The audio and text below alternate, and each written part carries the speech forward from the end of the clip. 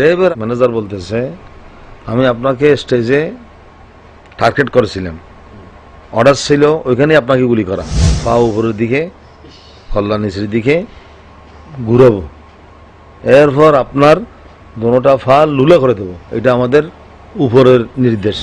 একটু এখান থেকে উঠার পূর্বে খালেদা জিয়াকে একটু গালি দেন, একটা শব্দ গালি দেন, তারপর চলে যান। আমি মুখটা বন্ধ করে সেখান থেকে চলে আসছি। কেন গালি দেব? পরে 9 দিন রিমান্ডের পর 22 দিন রিমান্ড দিছে।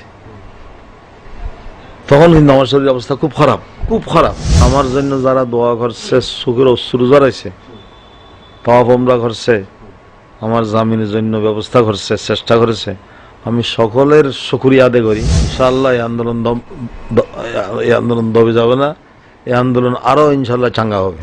তারা আমাকে বলছে আপনাদের ডাকে 30-40 লক্ষ 50 লক্ষ মানুষ কিভাবে জমায়েত হলো, কত কোটি টাকা লাগছে এখানে, বিএনপি এবং জামাত শিবির থেকে আপনাদের লেনদেন কিরকম হয়েছে।